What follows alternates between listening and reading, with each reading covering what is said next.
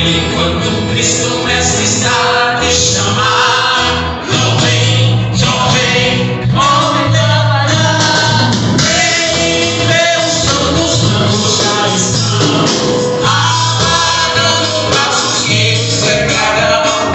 Jovens, capaz de pouco e alegremente ao povo responder: eis-me aqui, Senhor.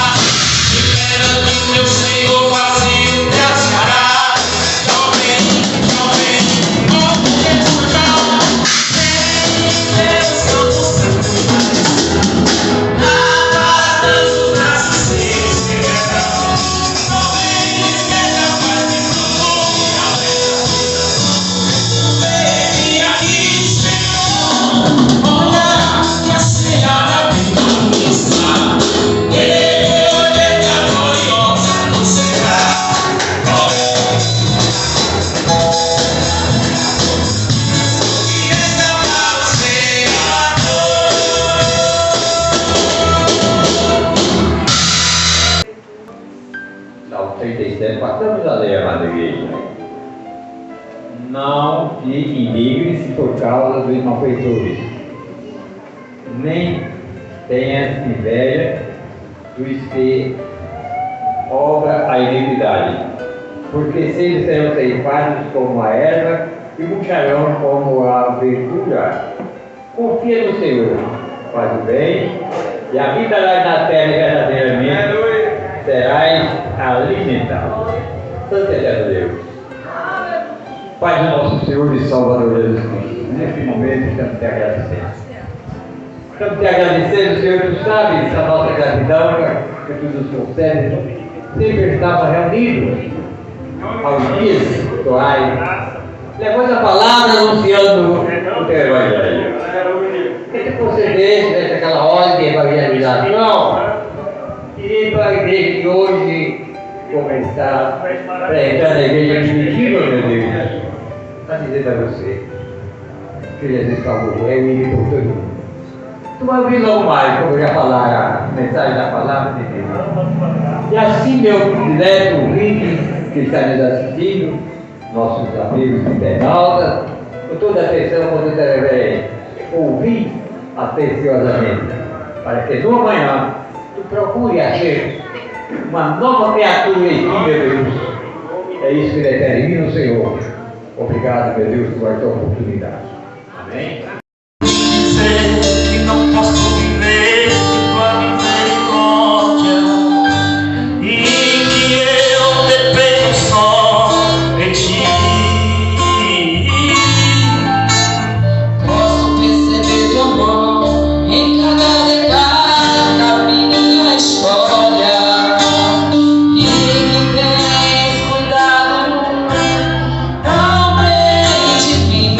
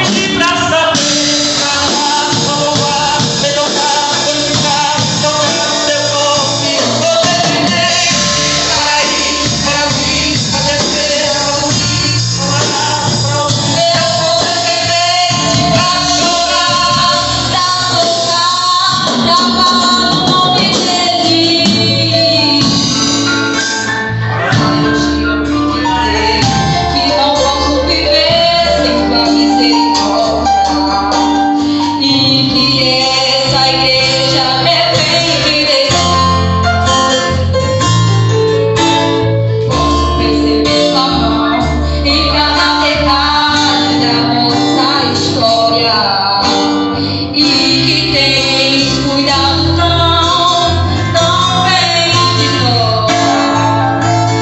Qualquer coisa que eu faça ainda será pouco pra retribuir, mas eu vim te entregar o melhor de mim.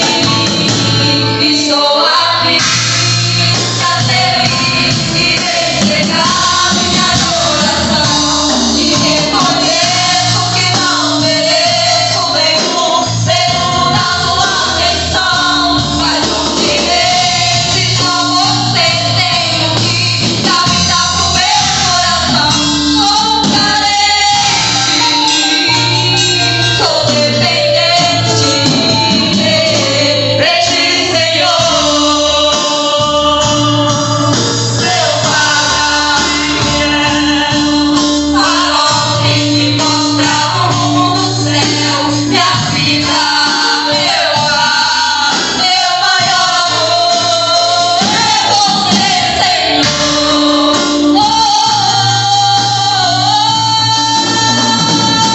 Estou aqui pra servir e entregar minha adoração. E reconheço que não mereço nenhum segundo da tua atenção, mas vou te dizer, só você tem o que dá vida pro meu coração. Sou carente, sou dependente de ti, Senhor. Eu sou dependente De ti, Senhor. sou dependente De ti, Senhor.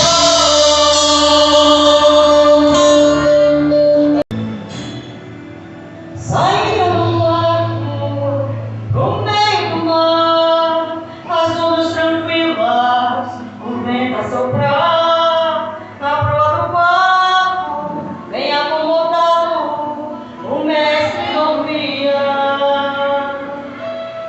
Aí de repente o céu escurece, o vento sopra forte, as ondas se enfurecem, o barco afundando, os discípulos remando e Jesus dormindo. Com a cobra do mestre gritando aterrorizado: Mestre, acorda, nos socorre, nós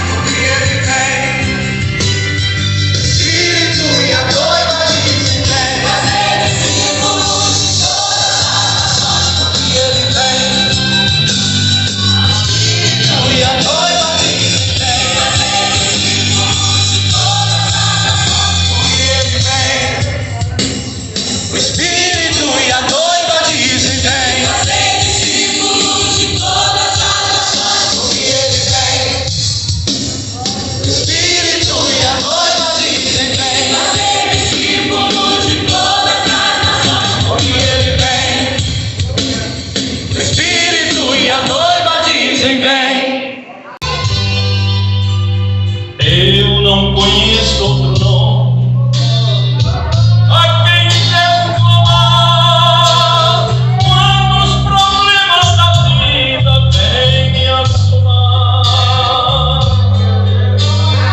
Eu não conheço outro nome que possa me socorrer quando a tristeza e a angústia vem me abater.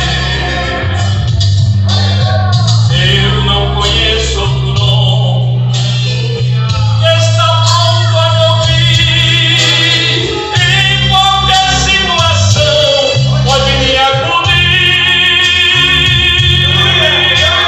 Não é o nome de Paulo, Lucas, João ou Mateus, é o nome doce e glorioso do Filho de Deus. Nome que ressuscitou a filha de Jairo, acalmou o vento e fez o mar se aquietar. Nome mais doce que o mel, enche a minha alma de luz. Nome sublime e glorioso, o nome de Jesus. Nome mais doce que o mel, enche a minha alma de luz. Nome sublime e glorioso, o nome de Jesus. Oh, aleluia! Louvado seja o teu nome, Jesus. Glória a Deus. Aleluia!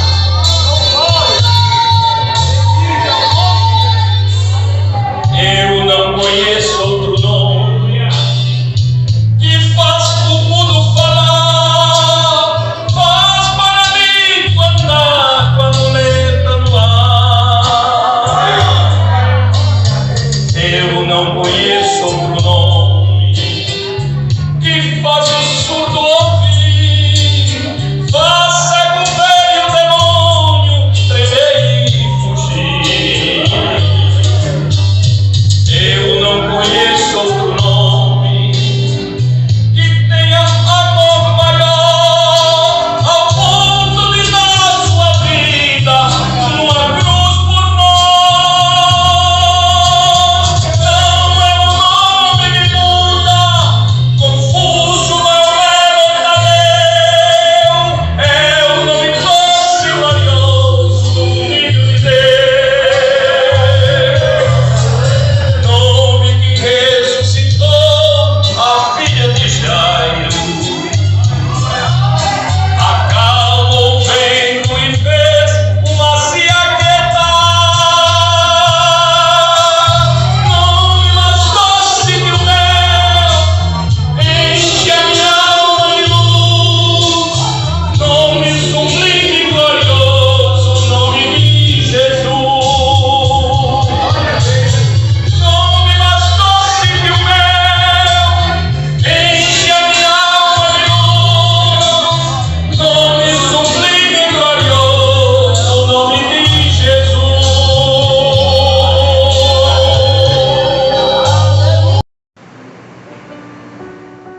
Onde você achou isso, menino? Foi o que uma mãe perguntou para um filho que chegou com o Novo Testamento em casa. Após o nascimento do meu segundo filho, entrei em depressão profunda. Certo dia, meu filho de 5 anos trouxe um presente e disse: mamãe, olha o que eu achei. Esse livrinho pode te ajudar, mamãe. Onde você achou isso, menino? Perguntei. E ele respondeu: ali no lixo da vizinha, mamãe. Abri no Salmo 46 e a partir daquele dia minha vida começou a mudar. A depressão foi embora e Jesus tomou meu coração. A palavra não voltou vazia. Esse é o testemunho de Maria Helena Cunha, que hoje é uma cristã evangélica ali na cidade de Camaquã, no Rio Grande do Sul. Irmãos, como vocês sabem, todos os anos nós visitamos esta igreja e tantas outras igrejas reconhecidamente evangélica. Nós somos Gideões internacionais. Não confundam com os Gideões de última hora, que fica ali em Santa Catarina, acho que Balneário Camboriú. Os Gideões internacionais já existem há mais de 120 anos. É uma entidade missionária que foi inspirada a 3 cacheiros viajantes lá nos Estados Unidos, né? Quando um deles chegava no hotel e sentia a necessidade de ter a palavra de Deus, então levava essa Bíblia na sua mala, porque aonde chegava não encontrava como hoje nós temos com a maior facilidade. E ali ele mais o seu colega de quarto, e depois mais outro que se juntou a ele, 3 homens cristãos tementes a Deus, tiveram esta sublime ideia de aonde passar, aonde se hospedavam, deixavam propositalmente no quarto em que ficava um exemplar da palavra de Deus. E hoje já estamos em mais de 200 países. Os Gideões distribuindo os Novos Testamentos e mais de 109 idiomas, irmãos. No mundo já foram distribuídos mais de 2,5 bilhões de Novos Testamentos. E no Brasil, que estamos aqui há 68 anos, já foram distribuídos mais de 200 milhões de Novos Testamentos. Essa é a forma que nós, Gideões, levamos, evangelizamos o mundo, fazemos a nossa parte missionária, que é distribuir a palavra de Deus. E onde esta palavra é distribuída? Vocês devem conhecer esse exemplar. Este exemplar aqui, acredito que vocês devem conhecer, não é? É esse, né, Fábio? Está distribuído em colega. Esse exemplar nós distribuímos nas escolas, nos colégios, nas universidades, a partir do 5º ano, aonde a criança, o adolescente, já tem um certo entendimento, já tem consciência do certo e do errado. Aí sendo todos os anos, aqui em Serra Redonda, em Massaranduba, em várias outras cidades, não só aqui na Paraíba, mas no Brasil e no mundo. Agora, quando eu estou falando aqui com vocês, em algum lugar do mundo, aonde agora é dia, há um Gideão. Vamos abrir a palavra de Deus no livro de Atos, capítulo 2, a partir do versículo 14, que vai falar sobre a pregação de Pedro, uma pregação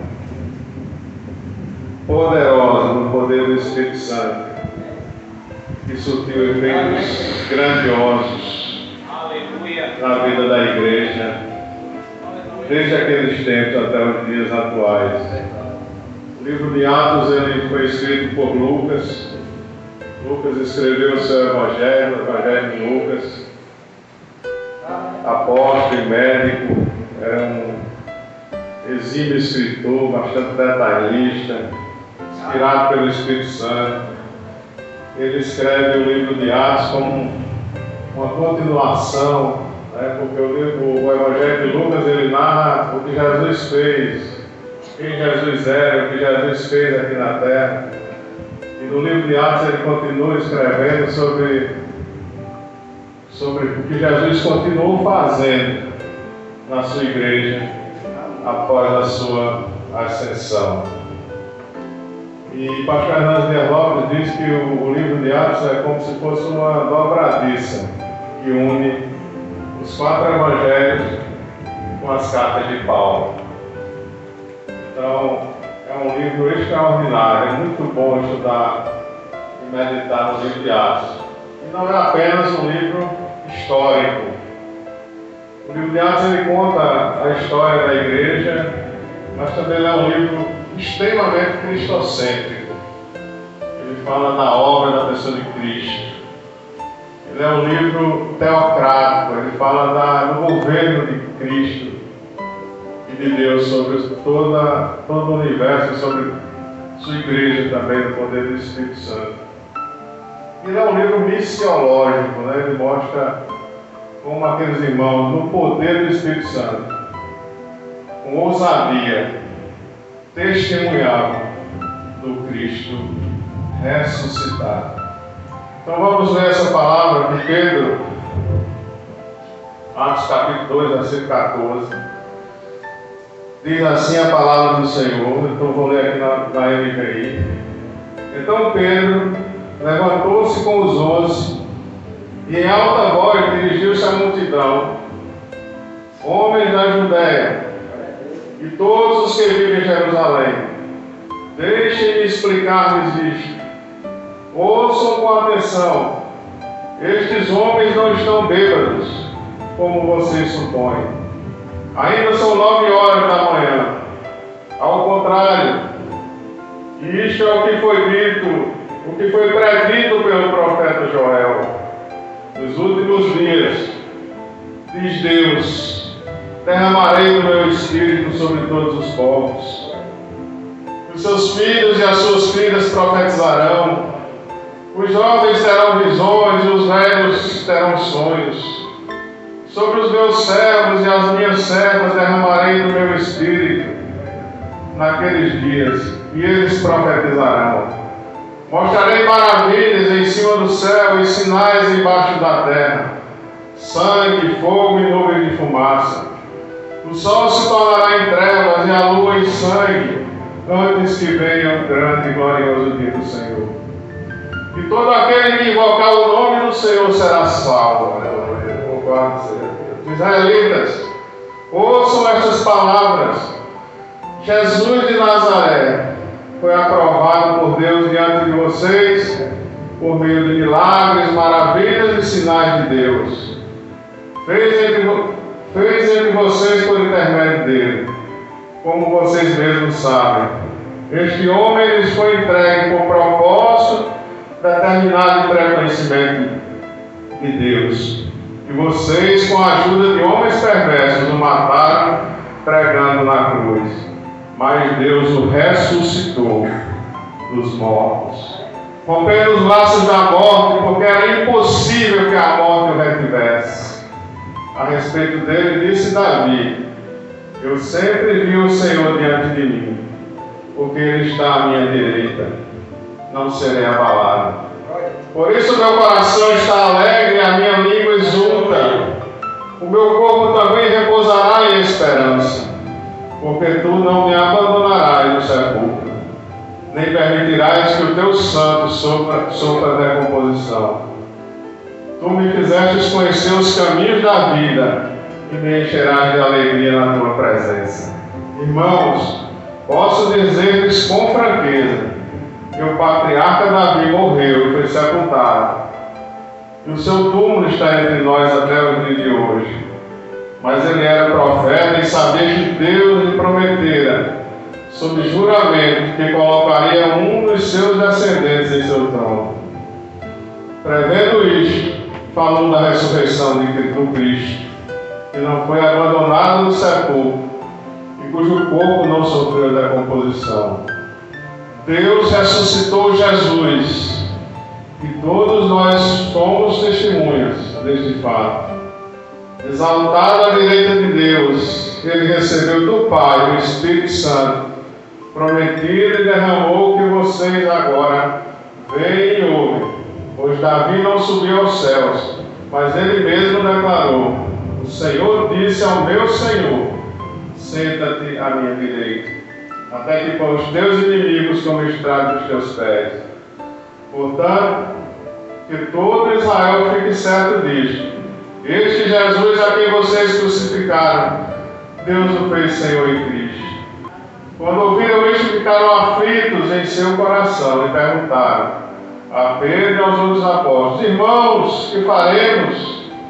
Pedro respondeu: arrependam-se, e cada um de vocês seja batizado em nome de Jesus Cristo, para o perdão dos seus pecados, e receberão o dom do Espírito Santo, pois a promessa para vocês, para seus filhos e para todos os que estão longe, para todos quantos o Senhor nosso Deus chamar. Com muitas palavras, advertia e insistia com eles: salvem-se dessa geração corrompida. Os que aceitaram a mensagem foram batizados, e naquele dia houve um acréscimo de cerca de 3.000 pessoas. Vamos orar mais uma vez. Santo Deus, eterno Pai, Senhor, nós te damos graça, nós te damos glória nesta noite, ó Deus. Obrigado, ó Deus, pela leitura da tua palavra, Pai. Ó Senhor Jesus, Deus da glória, nós sabemos, ó Deus, das nossas limitações, da nossa incapacidade, mas, Senhor, me usa no poder do teu Espírito Santo, ó Deus. Que haja salvação, ó Pai, aqui nesta noite, que haja libertação, que haja cura interior, que vidas sejam salvas no poder do teu Espírito Santo, que almas sejam cheias do Espírito Santo nesta noite. Vem com tua unção sobre cada um de nós aqui, ó Deus. Batiza com o Espírito Santo. Derrama fogo purificador, Senhor, sobre o teu povo nesta noite. Fala aos nossos corações, nos exorta, Senhor, através do teu santo evangelho, em nome de Jesus. Irmãos, podem sentar-se.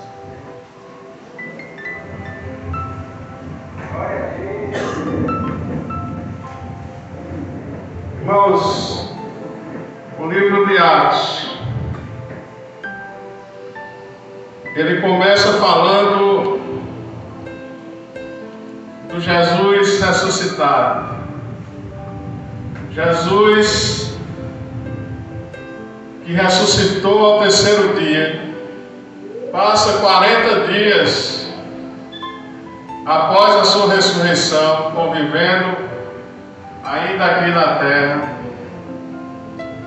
E a palavra Lucas diz que Jesus dá provas incontestáveis da sua ressurreição, de que ele está vivo. Pois Jesus não era apenas um fantasma, como os gnósticos diziam, mas ele estava ressuscitado corporalmente. E os apóstolos tocavam nele, os apóstolos comiam com ele. E Jesus dá uma ordem aos seus discípulos: fiquem em Jerusalém, até que do alto recebam o poder. O versículo 8, o versículo chave desse livro, Jesus diz: mas receberão poder quando o Espírito Santo descer sobre vocês, e serão minhas testemunhas em Jerusalém, toda a Judéia e Samaria, até os confins da terra. E a Bíblia diz que Jesus, na frente dos discípulos, é assunto aos céus, corporalmente, e os discípulos ficam espantados ao ver o Senhor subir. E dois anjos que estavam lá dizem aos discípulos: por que vocês estão espantados? Por que vocês estão com medo? Esse mesmo Jesus que vocês estão vendo subir voltará da mesma forma como viram subir. E os discípulos obedecem a Jesus, ficam em oração, ficam em Jerusalém.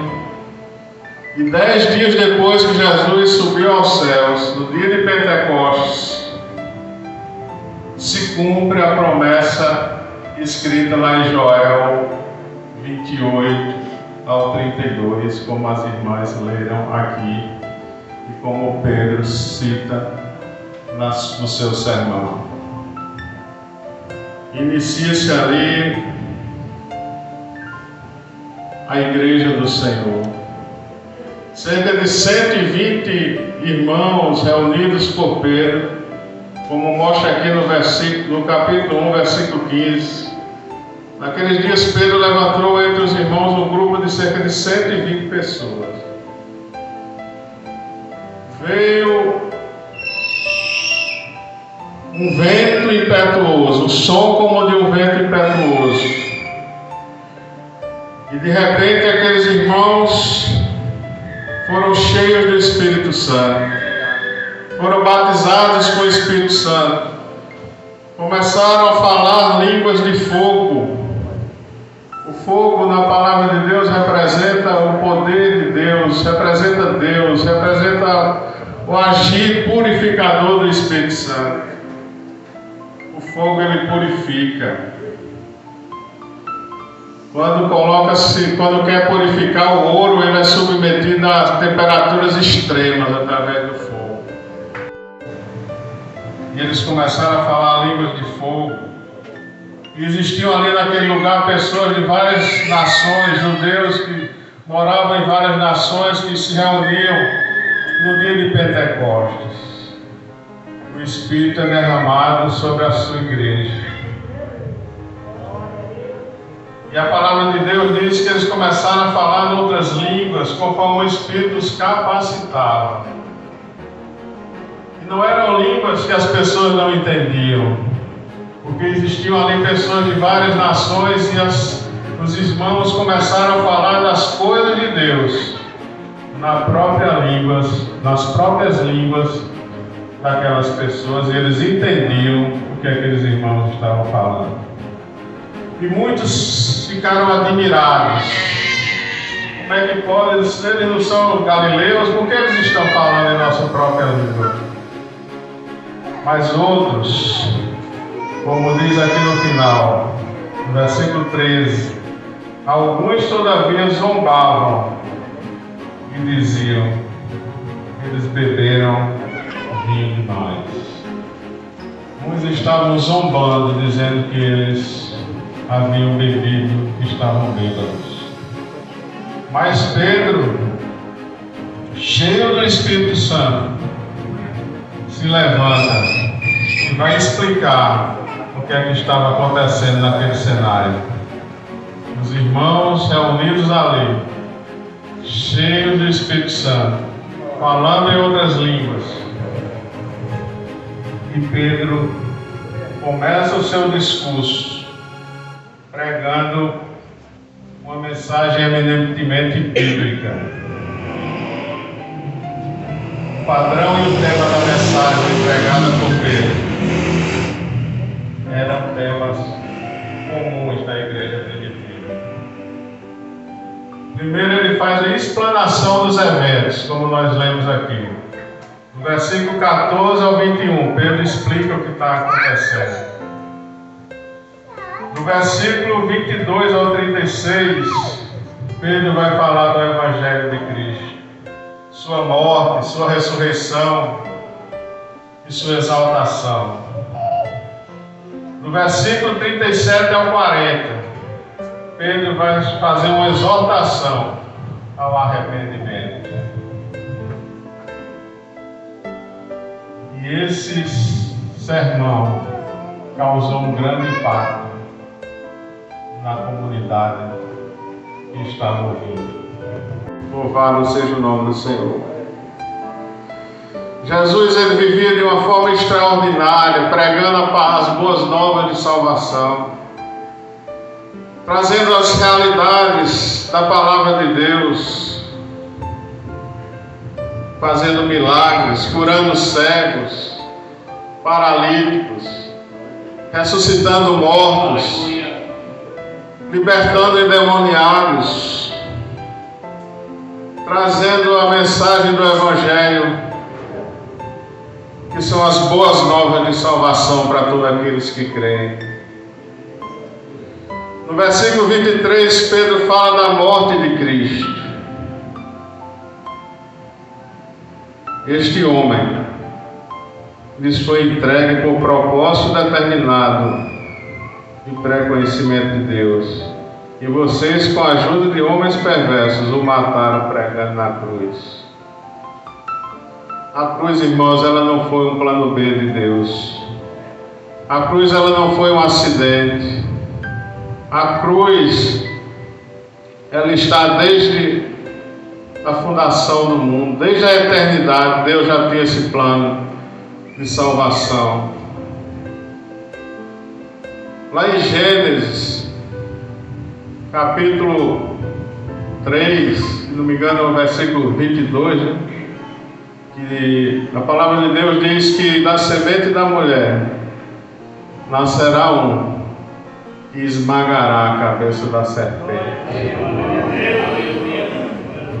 E na cruz se cumpre essa promessa.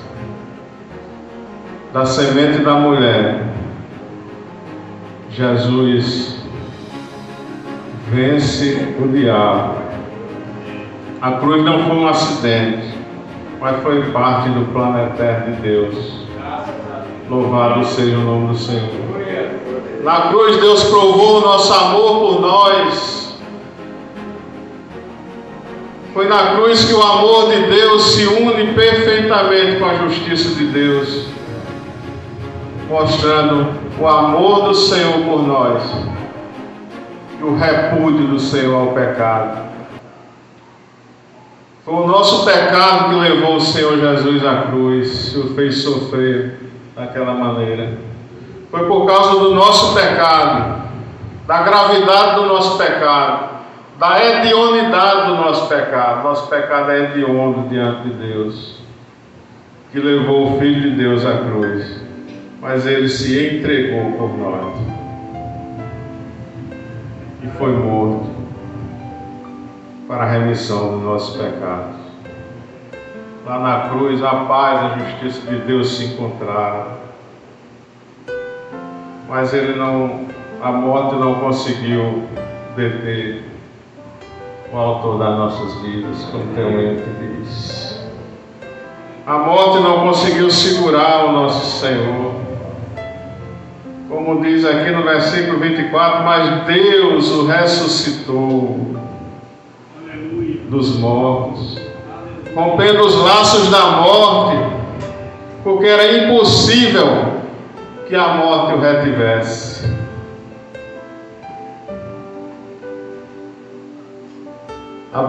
O pastor Hernandes Dias Lopes diz que Jesus matou a morte na sua morte.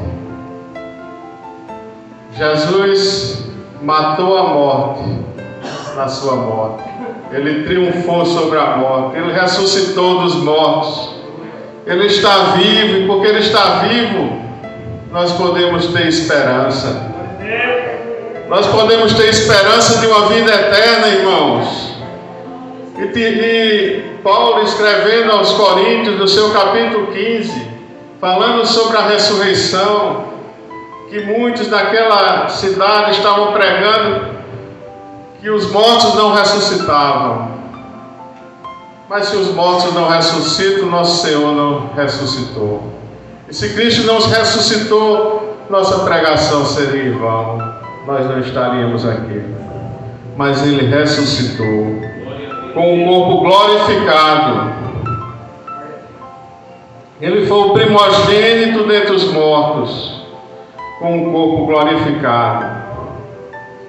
Um corpo que não sofre mais as intempéries da vida, não sofre mais as influências da oxidação celular, do envelhecimento e da morte das células, das doenças, das enfermidades. Um corpo glorificado, que dura para todo sempre. E nós recebemos a promessa do Senhor, que um dia ressuscitaremos na sua segunda vinda. Louvado seja o nome do Senhor. Os que estiverem, os mortos ressuscitarão primeiro,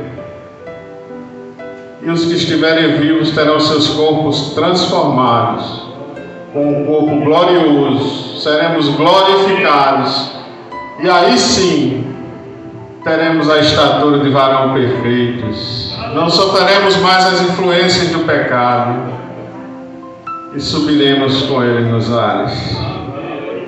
Oh, irmãos, que grande promessa!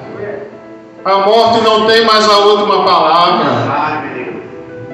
Por que temermos a morte?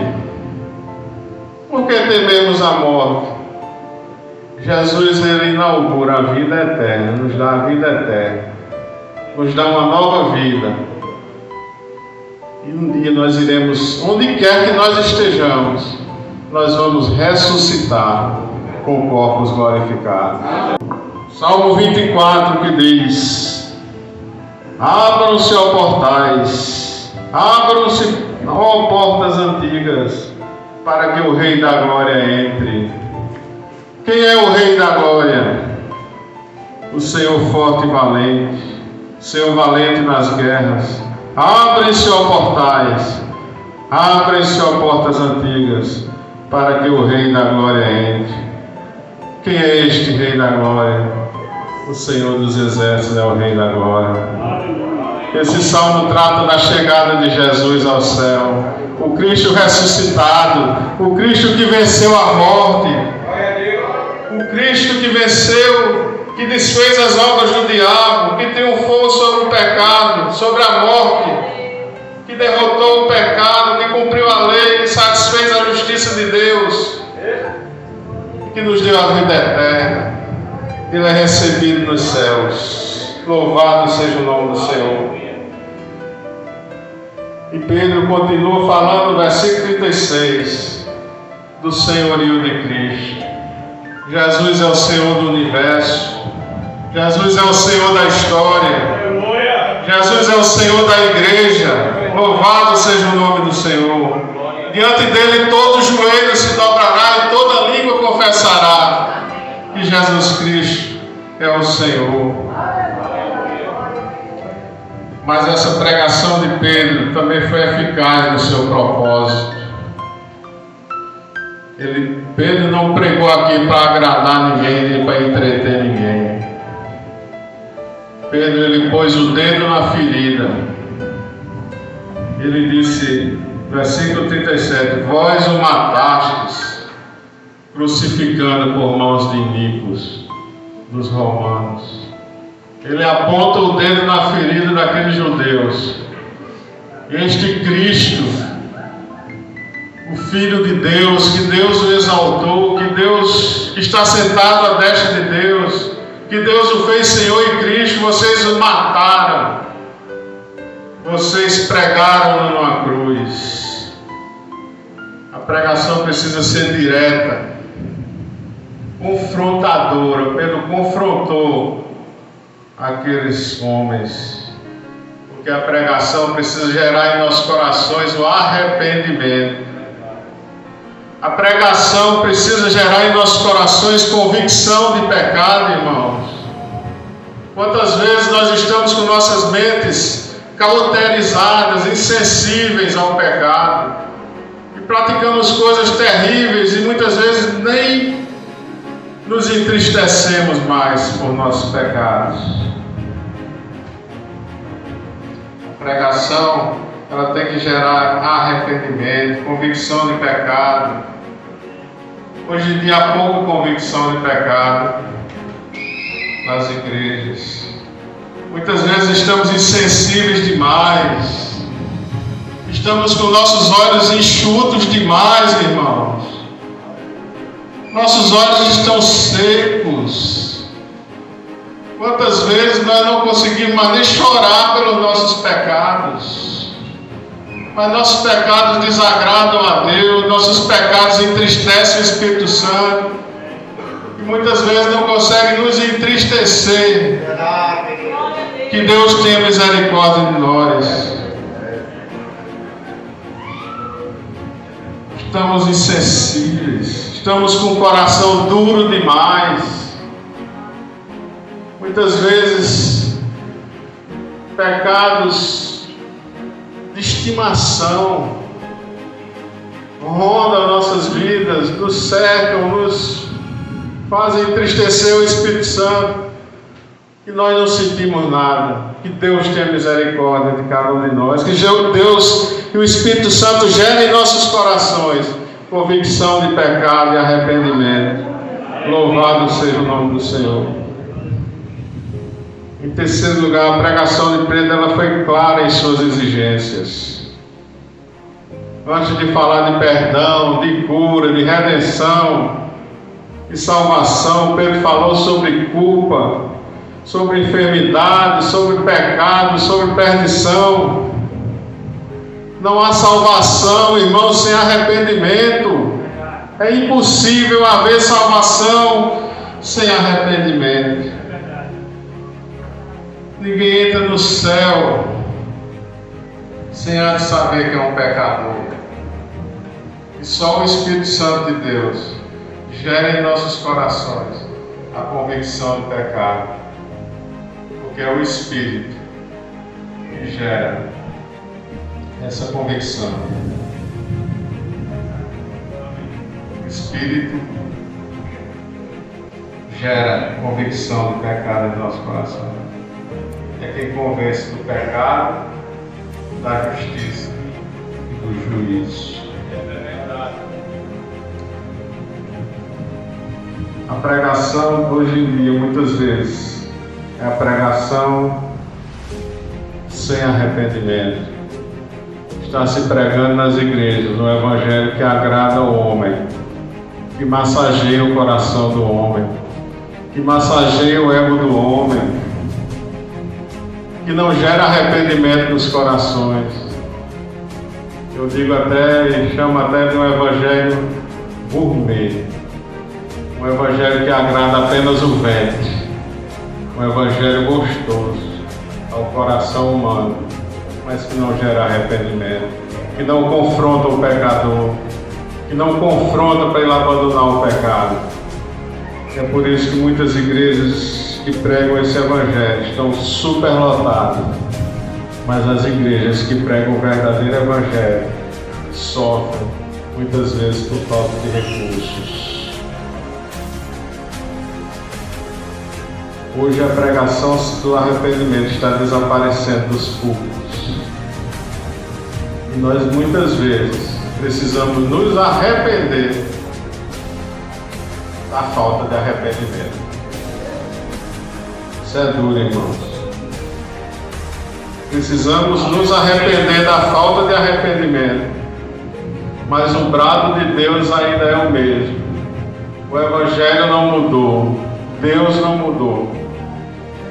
A forma de pregar pode até ter sido diversificada, mas o Evangelho é o mesmo. Deus não mudou. Deus não compactua com o pecado. E o brado de Deus ainda é: arrependei-vos. Arrependei-vos. Essa foi uma ênfase dada por João Batista, por Jesus e pelos apóstolos. Toda a pregação no livro de Atos leva ao arrependimento e à fé no Cristo ressuscitado. Louvado seja Deus.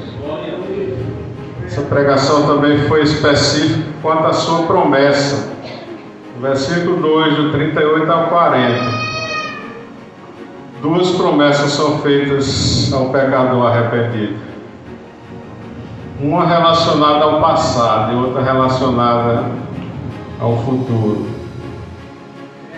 A promessa é a remissão dos pecados. Em Cristo há perdão de pecados. Em Cristo a remissão de pecados.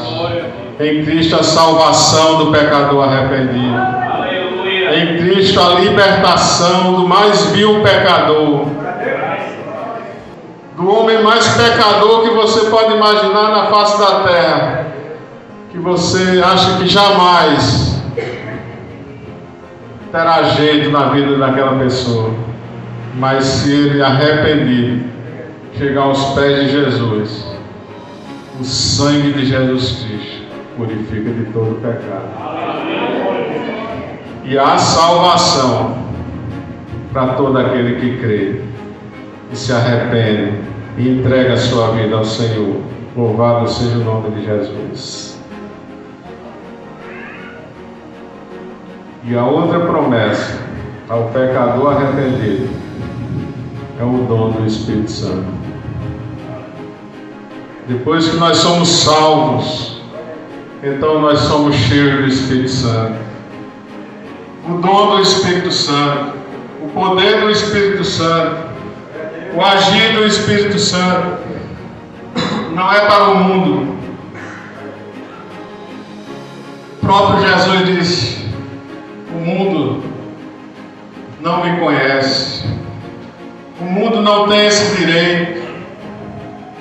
Quem é do mundo não jamais vai ter o dom do Espírito Santo, a não ser que se arrependa, entregue sua vida a Jesus, e assim receberá o dom do Espírito Santo, será cheio do Espírito Santo, terá uma nova vida, terá uma vida transformada, terá uma vida aos pés do Senhor Jesus, será retirado do império das trevas e transportado para o reino do Filho do seu amor.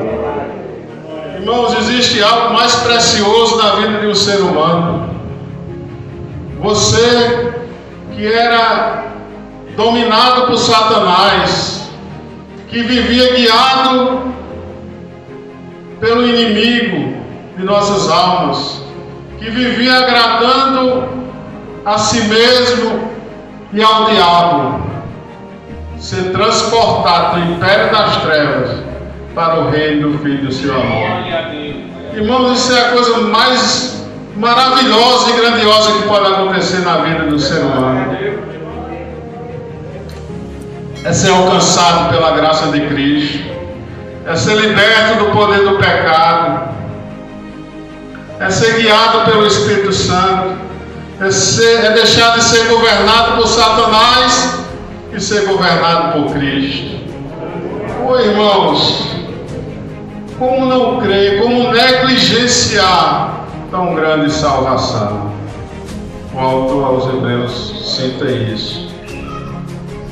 Primeiro o povo se volta para Deus de todo o coração, com choro, com jejum, rasgando o coração, e depois o Espírito Santo é derramado. Essa pregação também ela foi vitoriosa nos seus resultados. Estamos caminhando para o fim. Quando o verdadeiro Evangelho é pregado, quando o Espírito Santo é derramado,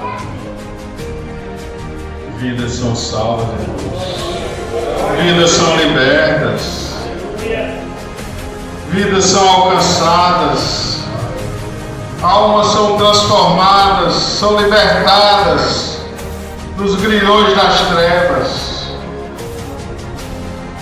A pregação de Pedro não apenas produziu conversões abundantes, a palavra diz que cerca de 3.000 pessoas foram alcançadas pelo Evangelho.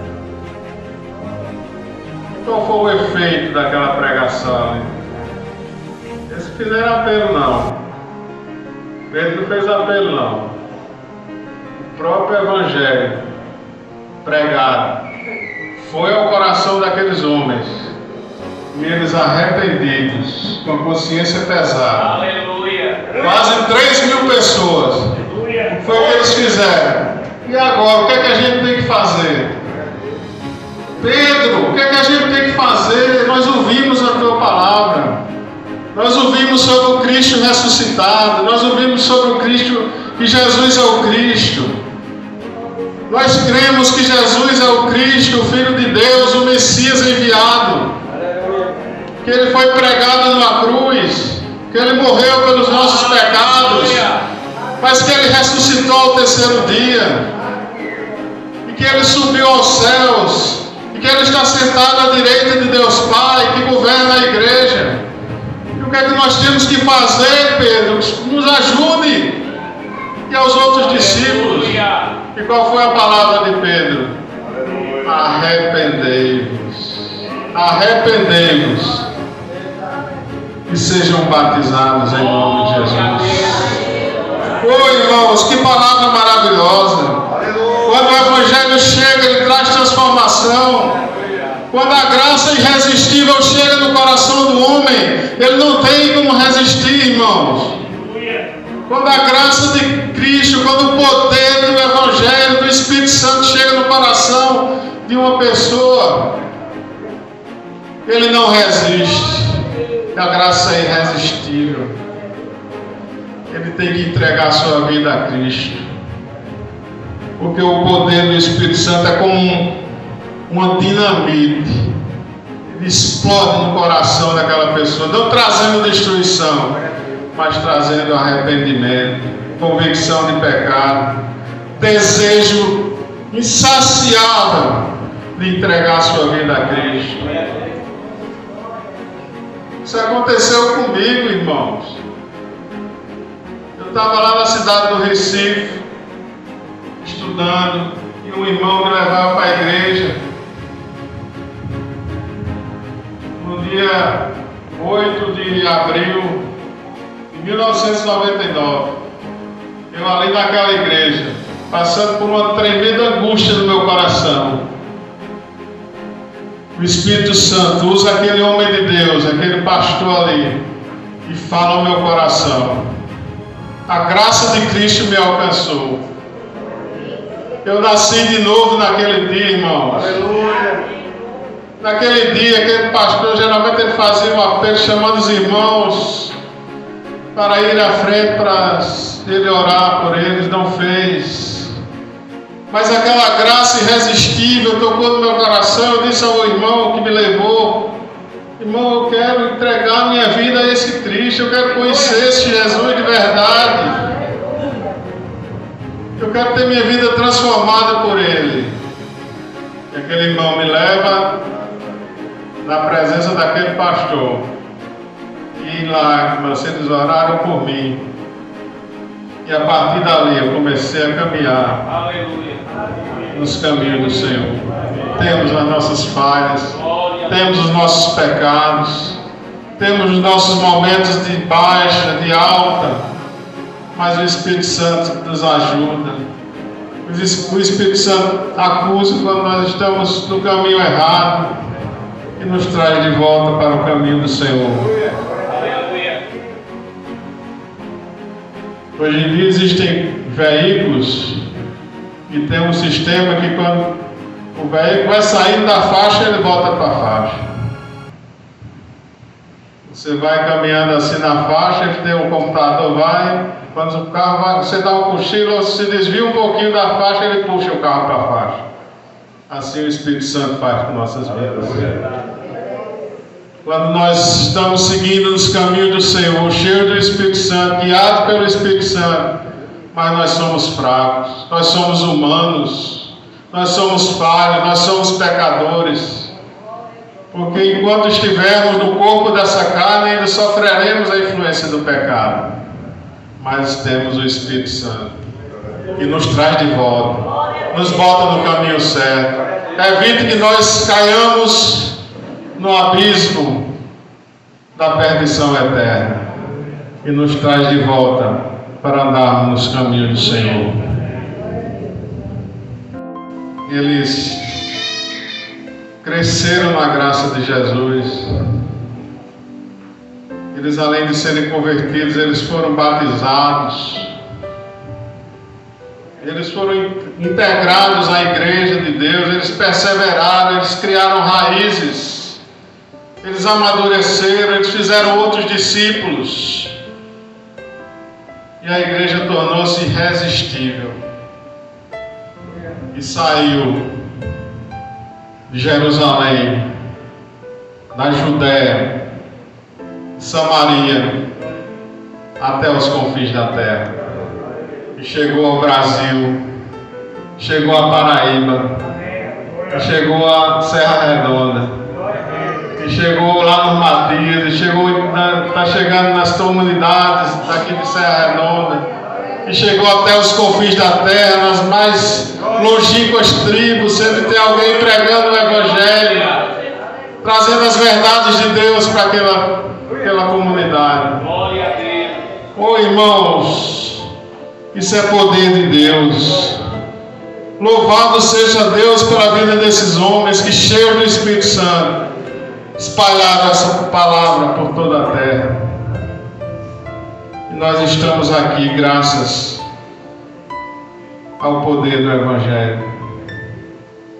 E para concluir, irmãos, John Stott, eu tenho até esse livrinho falando sobre o livro de Atos.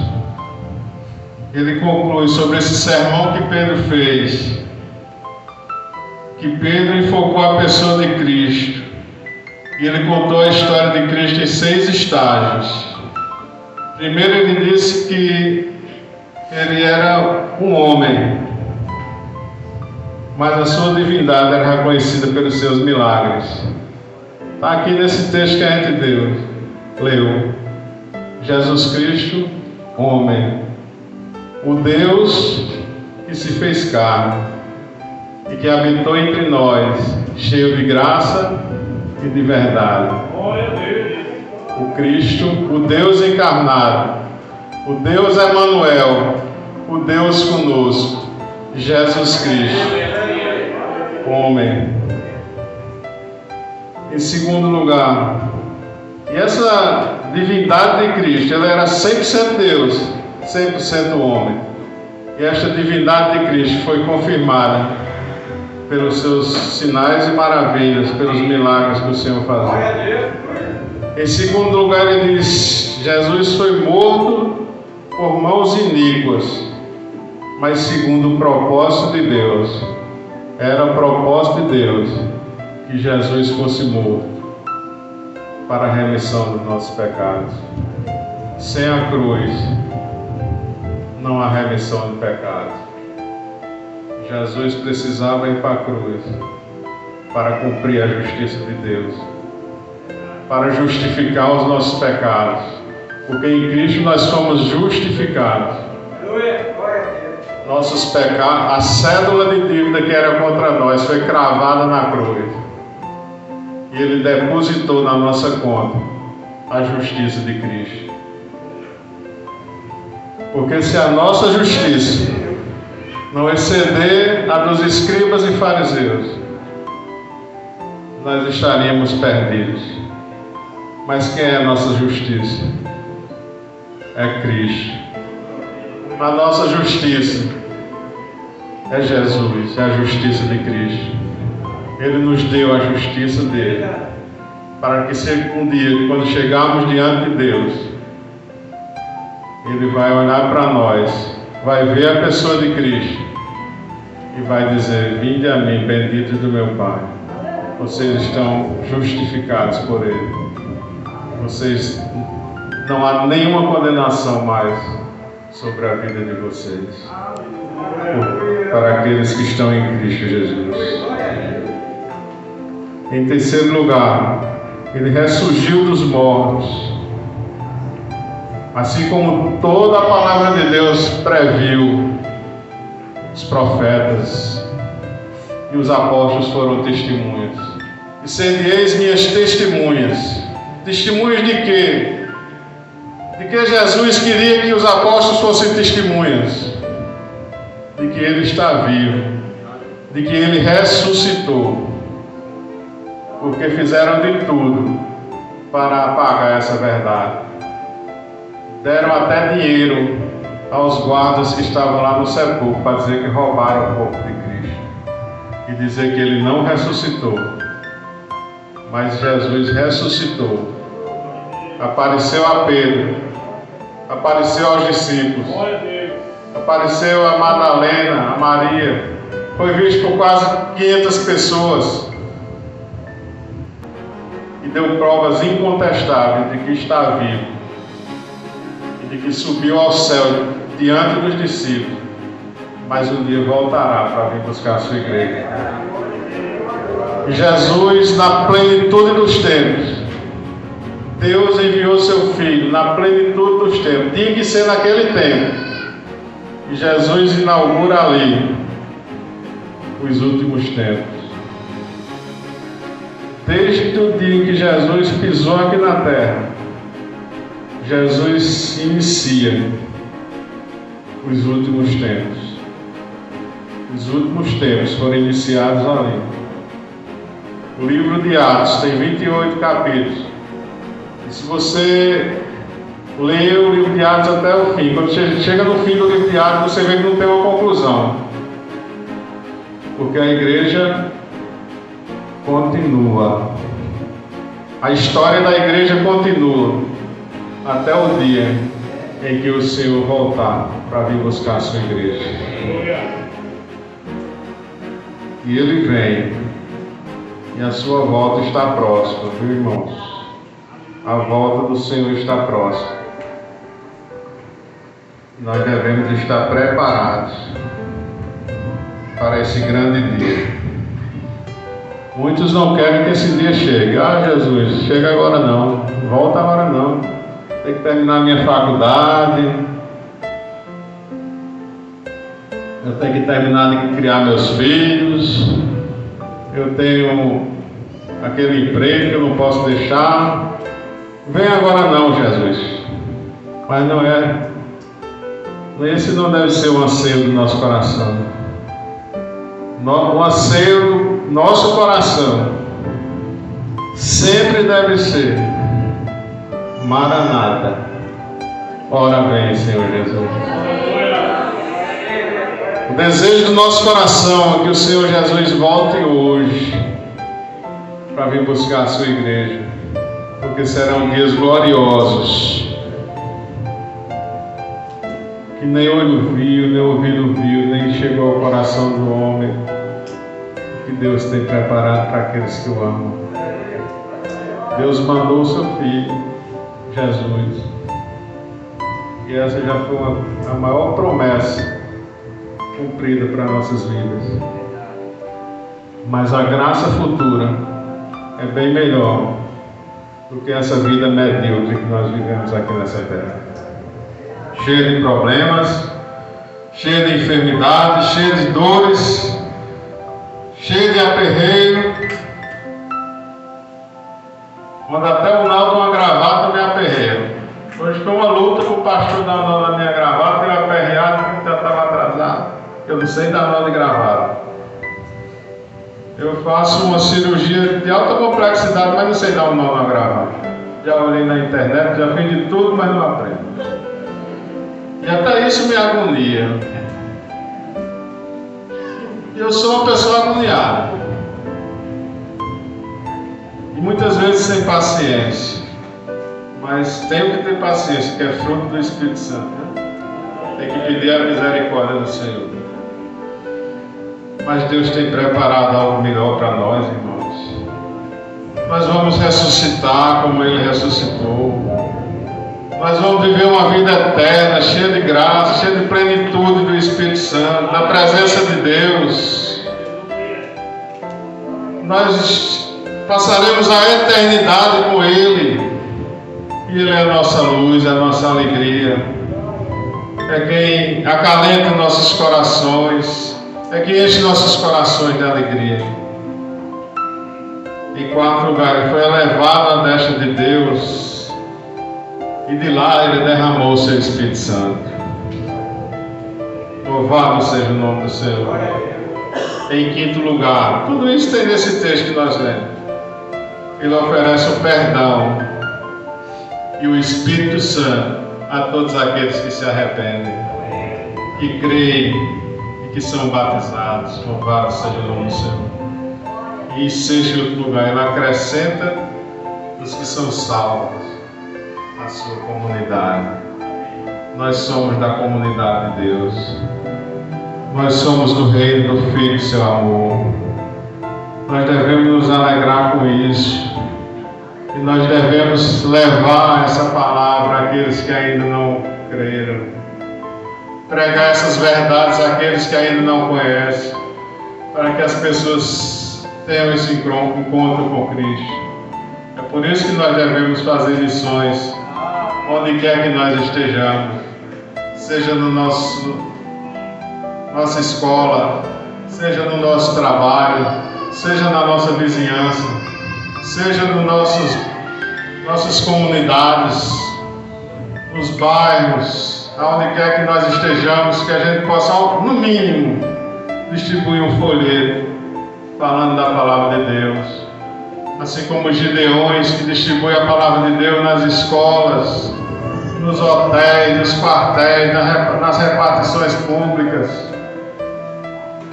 nos hospitais, nas clínicas, em mais de 200 países, em mais de 109 idiomas, fazendo esse trabalho de formiguinha, mas distribuindo a palavra de Deus. Façam missões, irmãos, onde todos nós somos missionários em potencial. Jesus nos chamou para fazermos discípulos e levarmos a palavra dele, que é poder de Deus para transformar vidas. Santo Deus, eterno Pai, Deus Todo-Poderoso, assim como fizeste, ó Deus, naquele dia, Senhor, derrama sobre nossas vidas, nos enche do Espírito Santo nesta noite, ó Pai. Ó Deus, gera em nossos corações convicção de pecado, ó Deus. Tira de nossas vidas as coisas que não te agradam, ó Pai. Ó Cristo de Nazaré, nos lava com teu sangue puro, carmesim, e nos purifica de todo pecado, ó Deus. Ó Cristo de Nazaré, passeia entre nós. Abraça, Senhor, aqueles que estão precisando de um abraço teu, Senhor. Ó Deus, que haja libertação aqui nesta noite, ó Pai. Que haja salvação, que haja arrependimento. Ó Espírito Santo, que convence do pecado, da justiça e do juízo. Nos enche nesta noite. Que possamos nos esvaziar de nós mesmos e sermos cheios do Espírito Santo. Ó Senhor, que o teu azeite nos enche nesta noite, Senhor. Ó Espírito Santo de Deus, ó Espírito da verdade, Senhor, gera em nós essa convicção, Senhor. Nos purifica com o fogo santo do Espírito. Aquece nossos corações com o fogo do Espírito Santo. Para que possamos, Senhor, arrependidos, chegarmos aos teus pés, confessarmos nossos pecados, seguirmos em frente. Muitas vezes, ó Deus, nosso ministério está paralisado pelo pecado, Senhor. Nos perdoa. Muitas vezes estamos parados, ó Deus, mas pregar a tua palavra é urgente, Senhor, num mundo tão comido pelo pecado, ó Deus. Num mundo tão terrível, ó Pai, que precisa do teu evangelho. Ó Senhor Jesus, nos usa para o louvor da tua glória. Ó Deus, tira o pecado de nossas vidas, para que possamos pregar a tua palavra, que pessoas sejam arrependidas, se arrependam pelo poder do Evangelho, Deus. Mas para isso precisamos de ti, Senhor. Precisamos do teu Espírito Santo, precisamos do lavar regenerador do teu sangue, precisamos do fogo do teu Espírito aquecendo nossos corações, Senhor. Possamos, Senhor, ser missionários, cheios do Espírito Santo, cheios do Espírito Santo, para fazer a tua